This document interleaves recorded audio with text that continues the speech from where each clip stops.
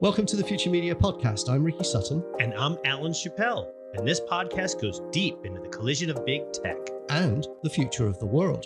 We explore how companies like Google, Meta, and Apple are impacting each of our lives. I'm an investigative journalist. I'm a privacy lawyer.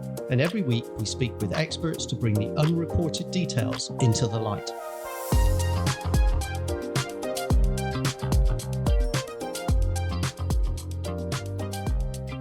Okay, so today on the Future Media Podcast, Alan and I are joined by one of the most influential figures when it comes to the future of journalism, Danielle Coffey, President and CEO of the News Media Alliance.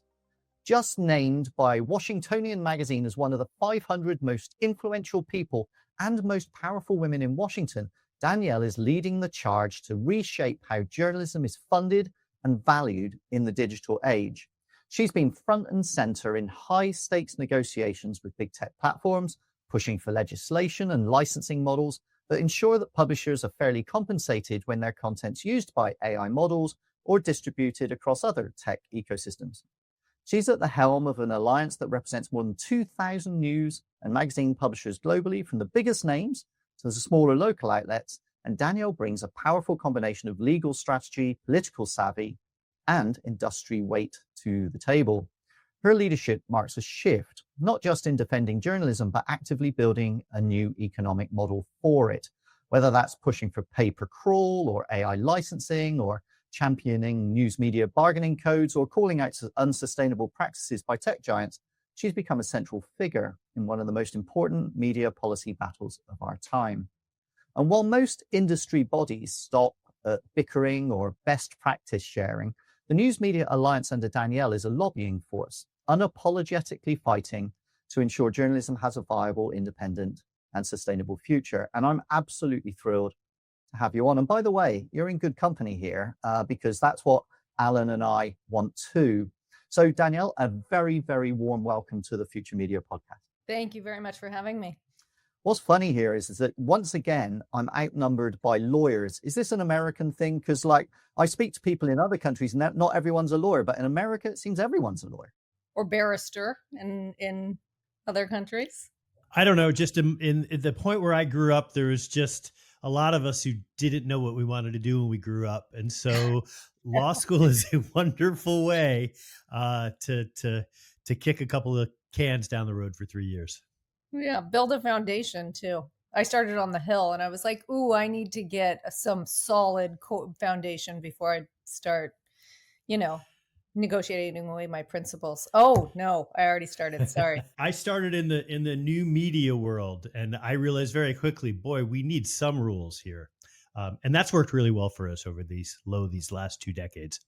That's an excellent segue. Ricky, you started the conversation by asking lawyers for answers that would almost certainly reveal how cynical, in fact, we sometimes are.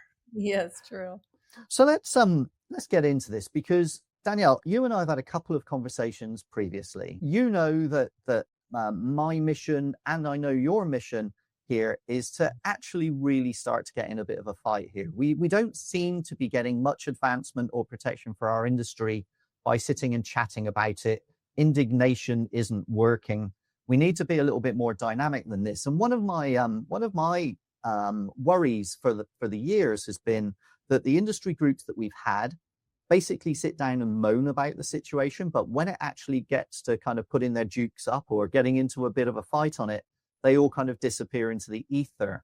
You've taken a very different approach. Tell me about the NMA's mission, your mission, and why you think this can be or needs to be different.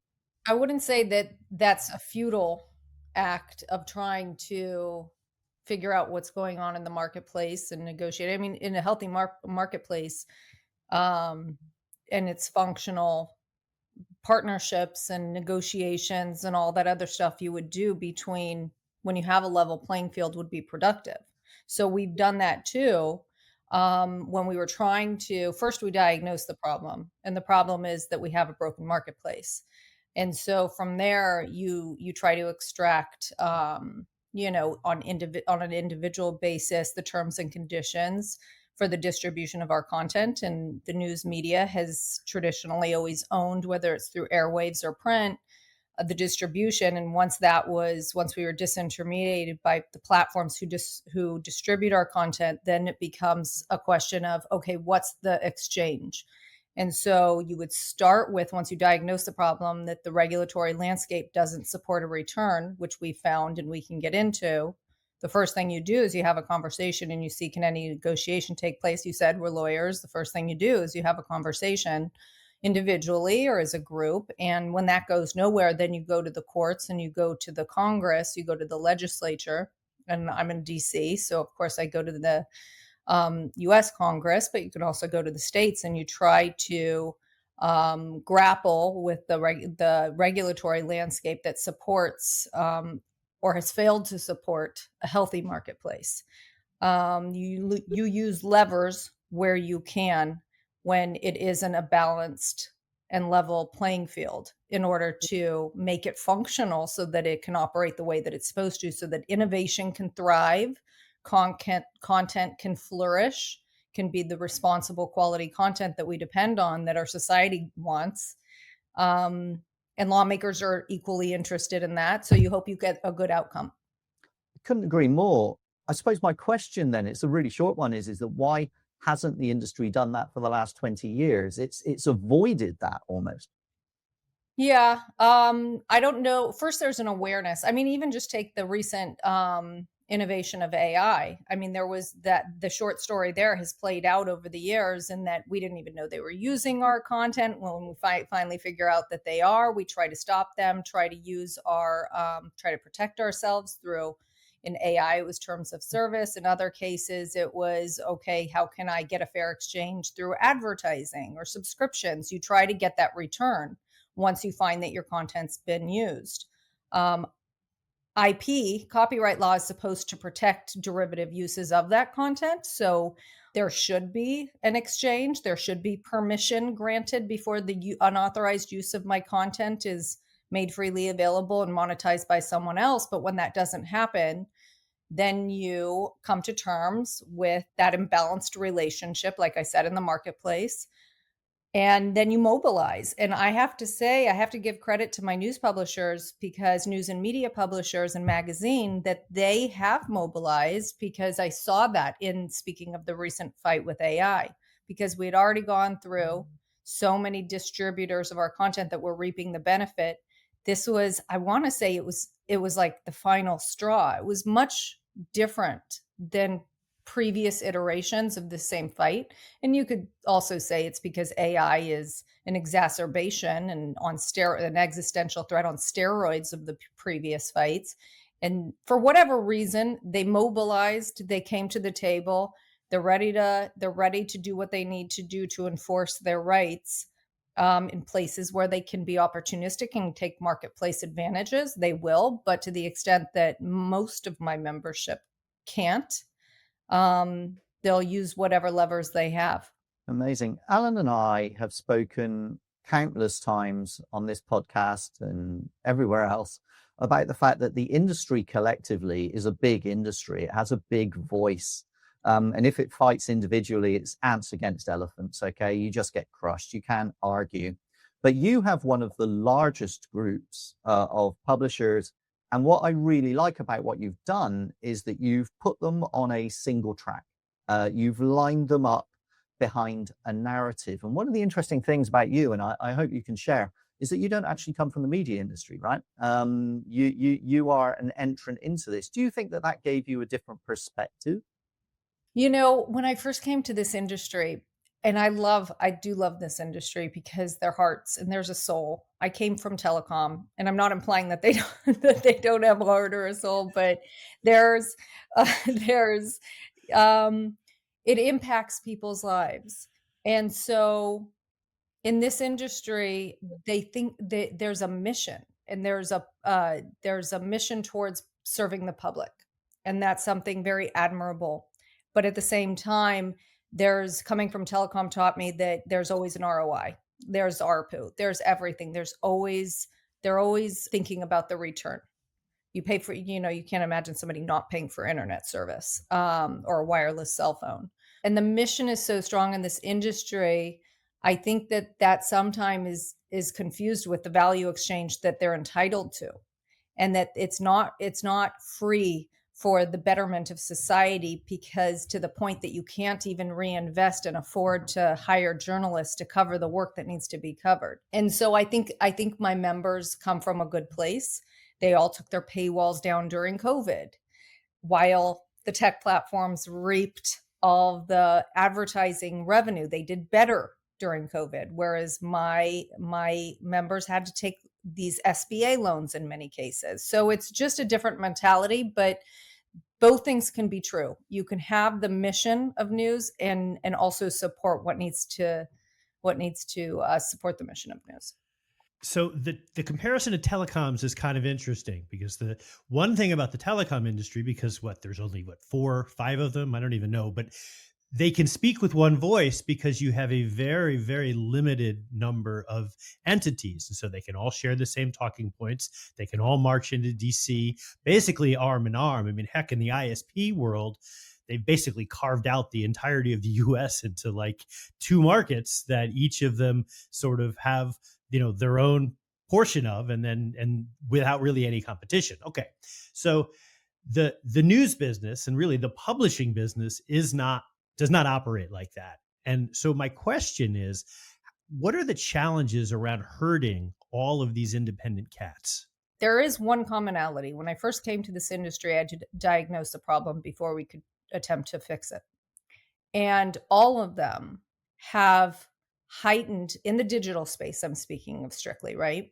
In the digital space, they all have this heightened audience that exponentially increased for over a period of 10, 15 years with the internet and with Google, with search.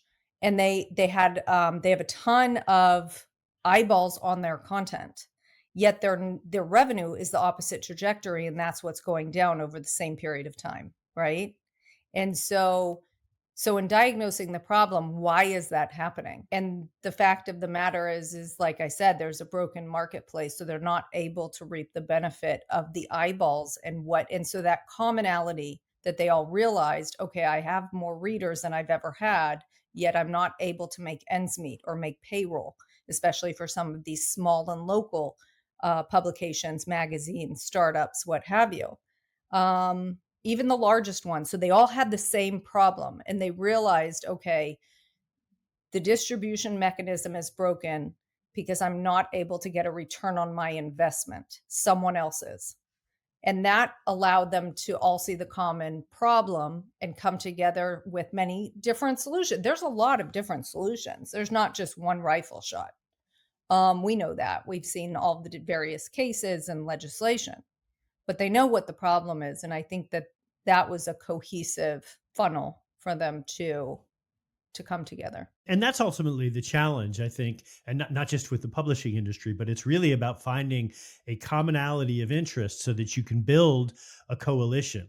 That's right. Cory Doctorow talks about this a bunch in his latest book, and I think there's some validity to it. I mean, you need to really find that commonality of interests across whatever your coalition is, and if you're able to do that, then I think you've got a shot. Yeah. And there is there's an elephant in the room, and Ricky and I talk about it all the time. That's when we started talking, because we were both following the same cases. There is a giant, and there's an elephant in the room. Even in AI, there's a company that's so large. They have more power than many governments, I dare even say our own, to rise above the law. So the law is the only thing that can bring it down to where it's supposed to be and create a fair marketplace in the ad tech ecosystem, search, AI, the distribution of our content. That's where it resides. Yeah, I think it's still a bit of an underreported story, and then I'll give it back to you, Ricky. But that you look at the power of a company like Google, and they literally pushed the Competition and Markets Authority around for 3 or 4 years, and basically told them to go pound sand when they ultimately came back and said, "Hey, we'd like you to renew their commitments." I'm just surprised that governments are not starting to get wise to the fact that if you allow these companies to be bigger and more powerful than you, that's not good for you as a government. Yeah, this is true. That was the point I was going to make, is that we've had, my belief was that as these companies became larger and larger and larger, a couple of obvious things would happen. The first thing is that the publishing industry would recognize the danger, but it was about 15 years later than I thought it was before it would recognize that danger, okay? So that was too slow. I also believe that government would work out pretty quickly that if these companies got this powerful, then democracy was at threat. But that also seemed to take too long. And then I figured that when the companies became so powerful and so wealthy, that obviously antitrust law would be enacted. I think I mentioned antitrust in the News Corp newsroom in 2004, and that's 21 years ago now. And we've only just seen those cases come to court.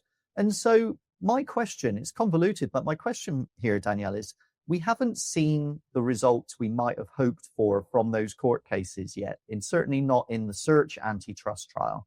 Do you think that antitrust can stop these companies, or do we still need government? Do we still need a multi-factor series of changes here? So if you look at that same period of time, although 2004 is a bit early, so good for you for saying it that early. But let's say, why don't we say the last 15 years or so, we've been talking about, in Europe that started about 10 years ago when they started fighting for the copyright protection. But in the US, it's a little bit different, because in the US we had a string of bad copyright laws, and you could say it kind of started there, because once you apply the digital once you apply regulations to the digital space that didn't make its way over from brick and mortar to protect our content like it should have, and then a bunch of court rulings that, I mean, the joke was, how do you win a case? You call yourself Google. And just over and over, we had bad case law. We just did. We tried to come together, and the licensing initiative way back when too. I think that was maybe 17 years ago now. No, that was like 13 years ago now. That was a failed attempt at coming together. I don't think the technology was there. That's why it didn't work. So I think there was a combination of things, disrupting factors of our industry, competing, Craigslist, this and that. And then it came to a point where we realized, okay, copyright law has failed. Copyright law has actually failed us. But there's still an imbalance. There's still an unequal partnership where our content is being distributed and we're not receiving the benefit. And that's when, and it's because of their size. We can't even come together and fight. And in a perverse way, it's because antitrust laws protect Google from us, because we're not allowed to come together. That would be collusion. We started fighting about 10 years ago for legislation that would provide a remedy and allow us to come together. That it evolved over time after Australia passed their bargaining code, and Canada did the same. Europe had a patchwork of laws that held tech accountable, Google accountable. And we have, in the US, have a hesitancy.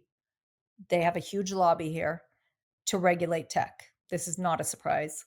And so we haven't been able to get the relief we needed from Congress.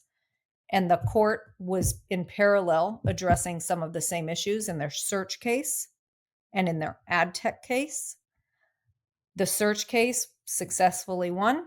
The remedy, some could argue, failed to hit the mark as far as really changing where Google's going to go from here. You've seen follow-on suits that will hopefully get us there. And then on the ad tech case, that's a question mark. So I think we're at the end of the beginning. Yes. I don't think it's going to stop. AI is the next frontier, and Google going into that frontier with their cemented power is not a good idea. I think there's enough competition out there a little bit in the AI space that there's an awareness. And also, we don't want the past to repeat itself. So lawmakers are hearing from others, not just us, who don't want to enter that again, where there's this imbalance and they can just force us into their terms that are to our detriment. Amazing. So you mentioned the Australian News Media Bargaining Code just then. I obviously had a front row seat to that as I'm in Sydney. I actually interviewed the architect of that, Rod Sims, the head of our competition commission, live on stage in front of an audience on Friday. And, you know, we didn't get all the way, but we really did land a blow. Okay. So for everybody that didn't follow that closely, Google's reaction to that was, we are shutting down Google search in Australia and leaving. That was what they said.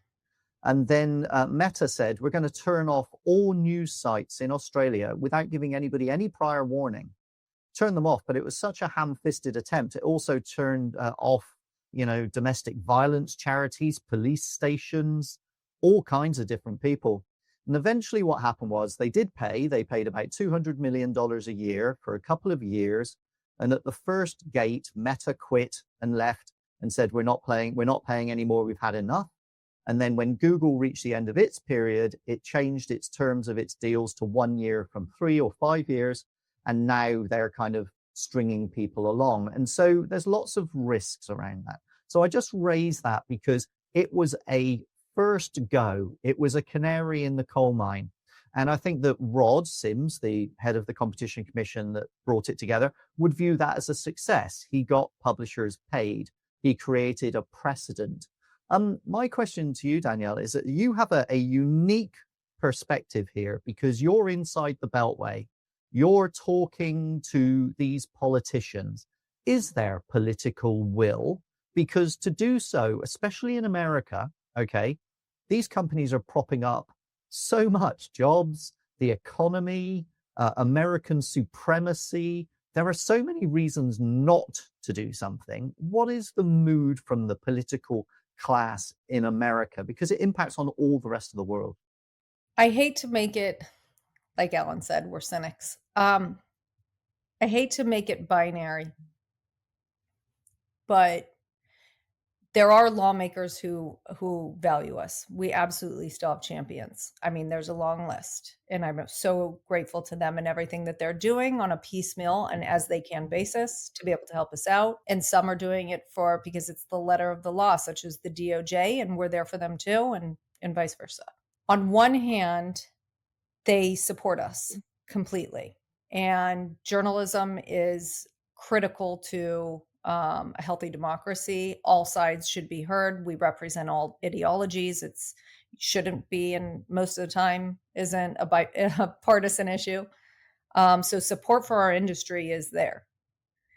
The tension, and you saw this in California and the other states now that things are moving to the states because Congress is a little bit of a stalemate. I mean, we're now about to exit a shutdown, the longest shutdown in American history. I don't think it's a secret that they're having hard time coming together.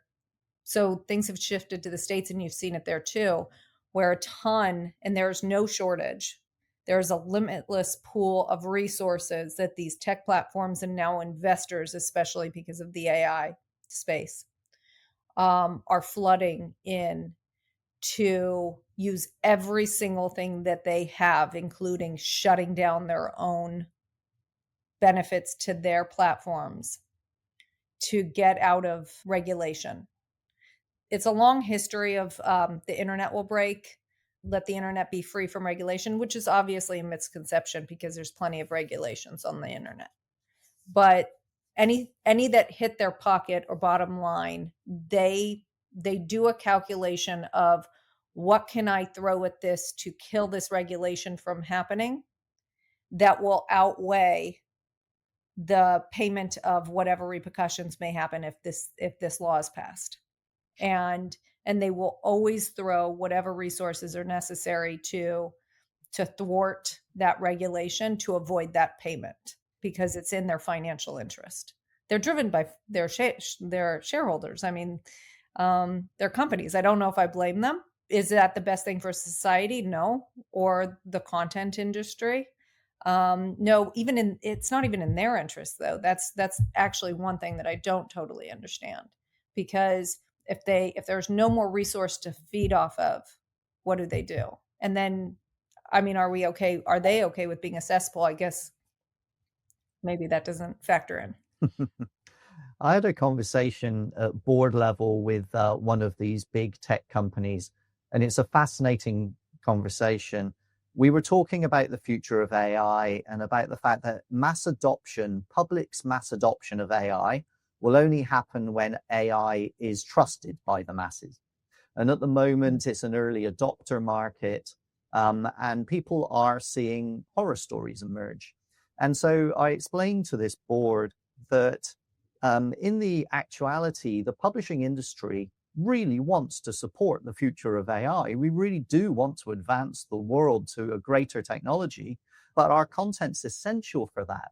And the danger is if you bite the hand that feeds, you won't get to trusted mass adoption AI. Or if you do, you'll get to bad mass adoption AI. And we don't want that. And so what I actually said to the board members was, you need to find a way, or we need to find a way to collaborate to get to a better future together, not just faster, but together, a better future. And I explicitly said, what do you think of that? And one board member said, I completely agree. That's exactly what we need. They were on the search side of the business. And on the biz dev side of the business, another board member said, but we can just take the content, we own it, and we already know what the future is going to be. And I said, I don't think you do know what the story is going to be next Thursday week. I don't think you have a time machine. You have an emerging AI business, and you are going to need us for that. But the vehement difference of opinion within the board of one tech company explicitly exposed the size of the problem to me.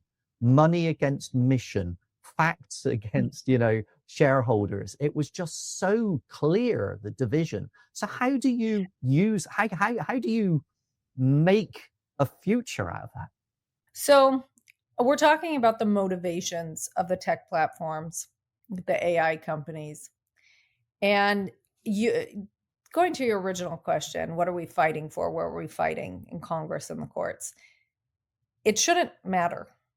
It shouldn't matter what their motivations are, because if you're breaking the law, you're breaking the law.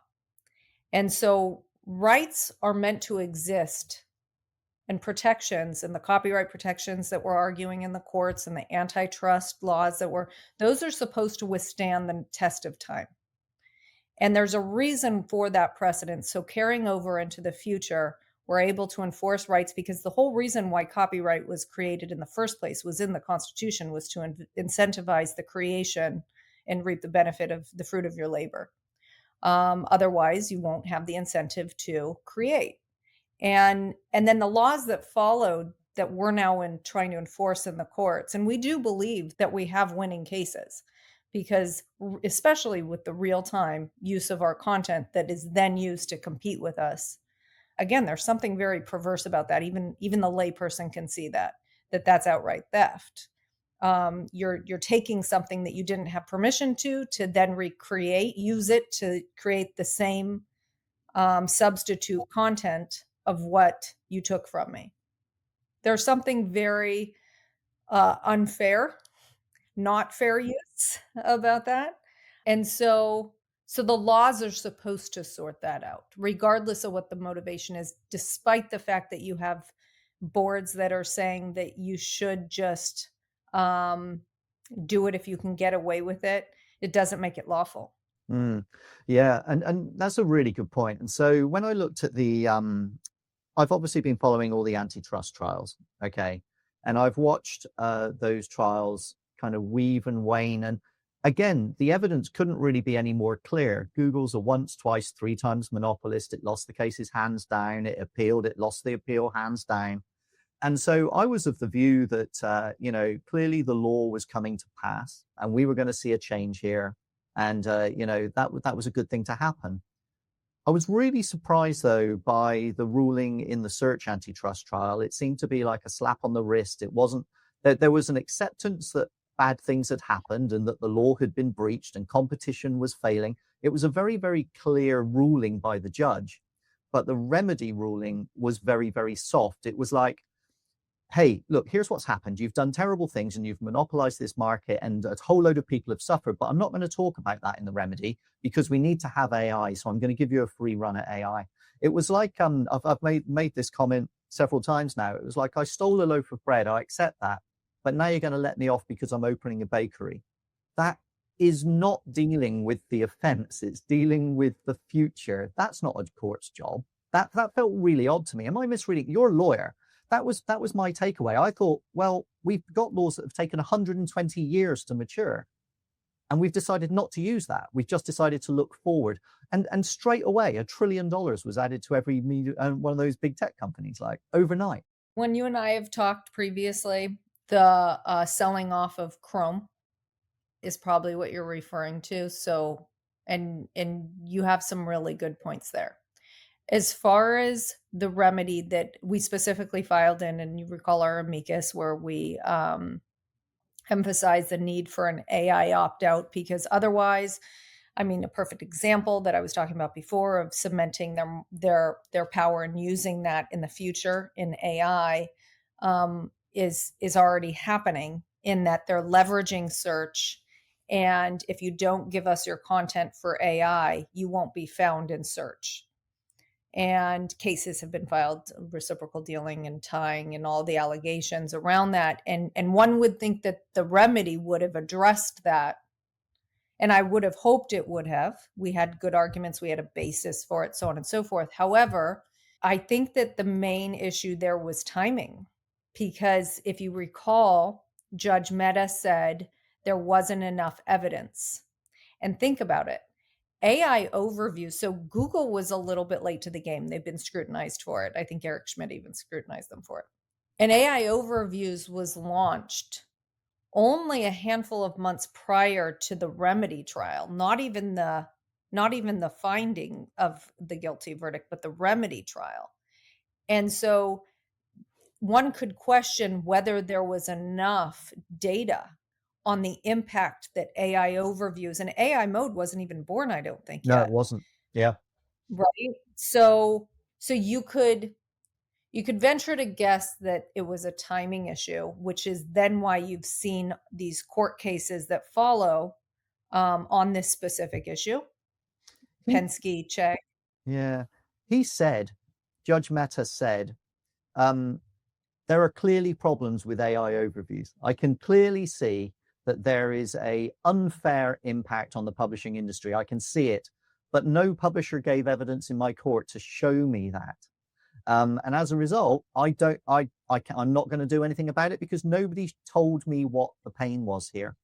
This is one of those things that, I get really, I get almost emotional about this stuff, because I know how proud our industry is of what it does. And I also know that it is so mission-led that it blinds it sometimes to strategy. Okay? It's literally thinking, my job is this. It believes strongly in church and state. I shouldn't be thinking about the shareholders. I should be thinking about the readers. I shouldn't worry about how much money we make. I need to focus on making sure I get that next story. The problem we've gotten to now, though, is that that's almost a luxury that the industry no longer has. And we kind of need warriors to step up on their behalf, which is what I very much view you as. So what's the mood? What's the sense of mood you get from publishers? Because your interaction with publishers is probably C-suite level, right? Board, CEOs, and so forth.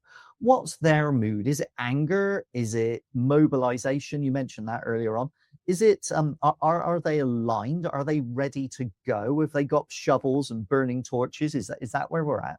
So, like I said, they were quicker. I'll note that they were much quicker with AI to realize this is going to be a problem.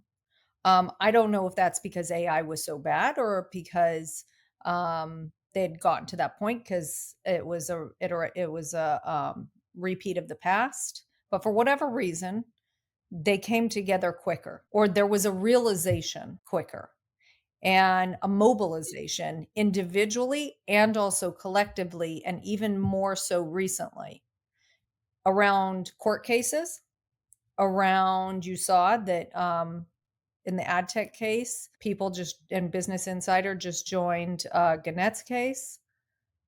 They're coming together in a lot of ways. Also, another thing that they're all realizing together that I've noticed more recently is that you do need to protect your content. That these these crawlers in massive droves are coming and vacuuming up content from behind paywalls, disregarding terms of service. Um, r- they're disguising themselves. I mean, it is really some bad actors out there. And so, and what's been fun is that when you have technology partners such as there's a huge one and they've done a great job, Cloudflare, but there are others like Tolbit and others who are empowering the publishers to protect their content. They have come together, I have seen, not in agreement, but they've all realized at the same time, independently, that scarcity is a condition to value. That if it's all already been taken, and the past we have to sort through because past takings of our content we do and to train the models we have to sort through. But real time breaking news story, I can't predict what's going to happen Thursday until I cover it, sort of a thing, is future looking, and that's of the highest value because that's breaking. Sometimes of the highest value. Does this mean we're reaching the end game? Does this mean that, you've got pretty much a tech company knows if it makes any major announcement, it adds $200 billion to its market cap. But we are reaching the point where they must be getting close to saturation on valuation growth for new announcements. Are we reaching the end game where logic will finally arrive? And I mean logic from our perspective, which is that, we want to continue to create new content. The consumers want new content. The tech platforms want to monetize that new content. We need all these three things to come together. Each side fighting really gets us nowhere. So I think you have seen that. I think. I mean, the amount of business place arrangements that have already taken place out in the marketplace, it's only a few dozen of my company, a couple dozen of my companies that are making these bilateral business deals that are setting the precedent that it can happen.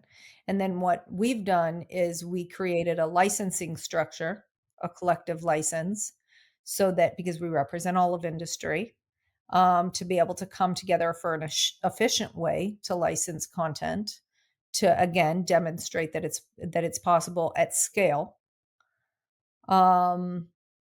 especially for forward looking, real time breaking news and forward looking content especially is possible.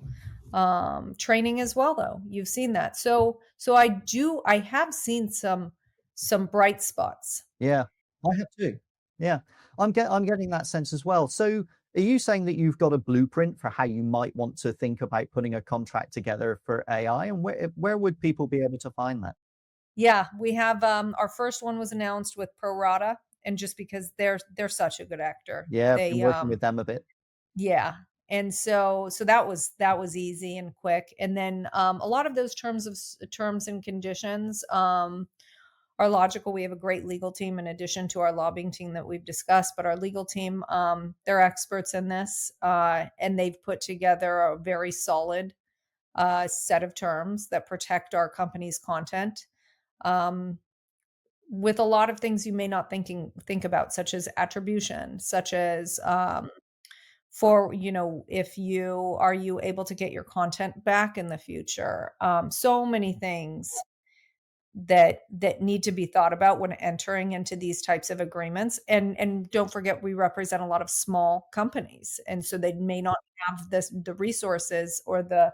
And then also another thing I've seen, speaking of coming together, we held something at the Washington Post where their experts, the New York Times and Condé Nast, did an all-day session where they talked about how they protect their content. Little bit about licensing, not too much, but a lot about how can you protect yourself, because some of the smaller, and actually it wasn't, it was mid-sized companies that, and you would know all of their names, that need this type of advice and collaboration about how are you using tech tools to your advantage. You are so right on that. So all of those companies you mentioned, I talk to regularly, and you're right. There is a changing here, or a change happening, where people are starting to work collaboratively. The idea of getting the Washington Post, the New York Times, and Gannett in a room together to sit down and have a chat, it would have been inconceivable. I don't know, 2 years ago, 2.5 years ago, perhaps. Oh, I have one. Can I interrupt you? I have one better for you. Right. We ran an ad campaign talking about AI's theft, and stealing American content is not innovation. And 800 outlets across the country ran it, and it reached hundreds of millions of uniques, and then also the print millions. But what I thought was so interesting is both the New York Times and the New York Post ran it, and Mhm. that was neat to see, because they don't come together on a lot of things, but they agree on that. Yeah, that's amazing. So let me ask you this. You mentioned earlier on you work with the telco companies, and it's not terribly hard to bring 3 or 5 telco companies together. If the publishing industry does collaborate, how big an elephant is it against big tech? How much weight, how loud is its voice, do you think? From a messaging and communications perspective, and the voters are already with us, you see the polls. So they already agree that there needs to be guardrails. Um, and that there should be protections around content by, flagrant use by AI. People are also interested in their own personal information being used by AI. There's a lot of risks and a lot of concerns associated, while at the same time embracing, and people are using some of these products already. It's an innovation, but the more it's in your household, the more you worry about how it can impact your life, and that's why government should step in where necessary. And so messaging coming together easy, and you've heard them loud and clear, like I just said, 800 outlets, hundreds of millions. Marketplace, impossible. They can't, unless they're doing a collective license that's efficient and pro-competitive, and the AI company comes to the collective license voluntarily. It can't be forced. That that's not that's not possible for us to come together and legally require, let's say, for example, who will never come, Google. Even if we collectively came together, as you've seen, in the public, laws are required to be able to have Google come to the table, because there's just no incentive for them to otherwise. And that's when then government steps in, Hmm. rather than the companies coming together to be effective in that space. So the courts step in. Yeah, one of the interesting innovations of the News Media Bargaining Code back in Australia again, and I think was probably undervalued. Okay, Rod and I spoke about it a lot on Friday night. Was that the first thing the ACCC, the Australian Competition Commission, did was it allowed all the publishers to negotiate collectively. All right, so that was the first thing it did. So it removed those cartel rules that says you can all collectively fight. We are going to allow you to collectively fight to level the playing field with the size of the people you're arguing with. The second thing is that we're going to require the tech companies to come to meetings. We'll require them, the ACCC, to come to the meetings, and they must negotiate in good faith.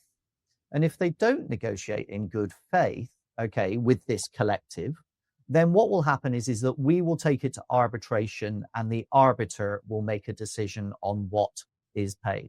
It kind of removed the optionality to just play badly. Okay. It said, here's a bigger group of people that are collectively angry. Secondly, play nice or else. Right. It felt like it set the structure. Do you think that was a good structure? Because do you think it's even possible to do something like that in the States? So we tried. We actually were in parallel fighting alongside Rod. Rod is amazing. His work on the commission's report that underpinned the years of work that followed, and don't forget about the involuntary They tried involuntary for a second. That didn't work so well. They couldn't understand why Google wasn't showing up. Or I'm sorry, voluntary. And so then they went to the involuntary bargaining code. Same thing with Europe and what they did with their patchwork, their publishers, right? And then the DMA, and then also in Canada. Alongside that, 10 years ago, we were actually the first to come up with legislation that allowed for the collective bargaining, and that was called the JCPA, the Journalism Competition and Preservation Act. I remember. And that was one of the first times industry really came together, if speaking of coming together. And that got very close to passage, incredibly close. What followed was but the lobbying power of Google and Facebook. What followed was state versions of similar legislation in California. Newsom, as you saw in last year's or this year's passage of legislation, it's usually a compromise. It was there too. So what resulted was a fund for that was distributed. It was a marketplace with a little codification, a little legislation backing it up that looked like a mini version of Canada and Australia with no arbitration, just a set amount. Yeah. What Australia did beautifully is there is so much fear of baseball style arbitration. 100%. It's the same reason why Google fears a jury verdict. It's you never know what they're going to realize the value is there, which is why I would argue they're fighting so hard to not pay that value. Yeah. So let's talk about that. So baseball arbitration, just to put that into layman's terms, and you're the lawyer, so please tell me if I've entirely doing Rod and his team justice on this. The logic is that you put everybody in a room, they can collectively bargain. If you don't reach an agreement, or if the big tech platforms don't play nice in that negotiation, it goes to an independent arbiter. Everybody from the publishing industry puts a number in an envelope and gives it to the arbiter. The arbiter then randomly picks one of the envelopes, and that's what they require them to pay.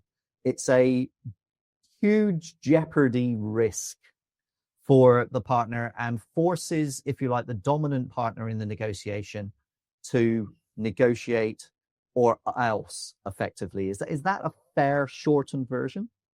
Yeah. The only thing I'd add is it incentivizes a fair offer for fear that the other guy wins. Yes, indeed. So Rod said something to me on Friday night that will stick with me forever. He said to me, Ricky, you know what tech companies are afraid of isn't enforcers. So they talk all the time about enforcement. We are talking to the enforcers. This person is the DOJ's enforcer. Whenever they're talking in court, they talk about enforcers. And I said, well, they are enforcers, aren't they? He said, no. He said, what they're really afraid of is regulators, because regulators can change the law. Okay. So it's easy if you've got all the lawyers and all the money, okay, to fight enforcement of the law, because you know what the maximum penalty is. But you have no idea what the maximum penalty is if you're up against a regulator who might just completely change everything you think you know. Do you think that's about right? Well, now you've come full circle to the first question is we're the only lobbying organ, C6, that represents the news media industry. We have a massive lobbying team up on the Hill every day, and we're nothing compared to Google and big tech. Nothing. Now you see why, because Rod was right. They are investing. I mean, what's the rule? You watch your opponent to learn, what they're afraid of. And where are they investing an unbelievable amount of money is lobbying power, both in DC. And if you look at the numbers, it's astounding what they spent in California trying to kill the state version of Rod's. I have that chart. Have you seen the chart of their spending in California year on year for 12 years, and then just this vertical, I'll put it in the post. 1 year, it spiked off the charts. And so follow the money, and that tells you everything you need to know, and watch their behavior. He's exactly right. That is exactly what they're afraid of, which is changing the rules, not interpreting them. and enforcing them. Although I think that they're pretty worried about that too. I think that they were probably fretting before Meta and now Brinkemeyer was, handing down the remedy. So let me ask you this. Let's round this up, because you and I hope we get to keep talking. I hope we continue to point the industry north. I love the fact that we've got so much energy now and we're moving, and I feel great. My question to you is, what level of optimism, where do you think we are in the start to the end of this process? Are we 10 years away, 5 years away, 3 years away? Is something going to trigger? What's your optimism? What's your sense? What's so nice is also, like I said, what we create, what we produce, people want. That's a great place to be. What we produce, people want. And so that we are going to continue to be valued by the American and the global public and our users. We need to invest in that, though, to have it continue. And again, like I said, there's just a common sense around the use of our content, that not only do we have the facts that support a case against a finding of fair use for our content in this current space, and also the cases that are pending against Google, the evidence is there, but there's also a layman understanding that our content cannot be continued to be used in this way when it's of such quality, when that quality is weighted in such a way where there's been a demonstration of value by the business arrangements already. And I do believe, I am optimistic that the market will, once righted, I do think there's a role for government. Once the market is functional, I think we'll be just fine. Right now, waiting, going to your point, it's not 21 years. I mean, that's a long time, but right, it's just some don't have the runway. Yeah, I get that. Here's my take, just as a close out on this, and I say this a lot on stage, is that we don't have a market problem. We have supply. People want to supply news content. We have demand. We have people that want to consume the news content. What we have is a broken economic model due to monopoly. Okay. And that there are many markets that have suffered that, and they've been solved, and those markets have continued to grow and thrive collectively and ever since. I tell a funny story, but it's a very, very true one. I can remember very clearly, I had a tiny, tiny little BMX bike. I would have been about 11 years old, and I got paid £1.50 to deliver newspapers. And I used to take these newspapers and take them to people's houses, and I got paid very little money for delivering those newspapers. But I did it because it was a way that I paid it was my pocket money, and that was just great. But I didn't expect to earn more money than the editor of the newspaper. And now we've got a situation where the paper boy is a trillionaire and the newspaper is going out of business. The delivery has become the mechanism. And we don't need trillionaire paper boys, okay, because there are lots of paper boys that are willing to earn some money. But we do need funded editors, or we have nothing to deliver.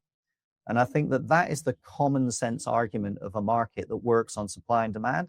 And the one we've got doesn't make any sense at all to anyone if we want it to be sustained. That's a very good analogy. I love your work. Thank you so much. I really do appreciate it. And I'm not just saying that, I really do. We need warriors, we need thinkers, we need mobilizers, we need smart thinking, we need law, we need so many different things. But without your voice, we wouldn't be in many of those. So thank you so much for what you do. And let's catch up again when we have our next significant victory. Absolutely. I look forward to that. Thank you very much, Ricky. Thanks for tuning in. The Future Media Podcast is a production of Future Media and Ricky Sutton.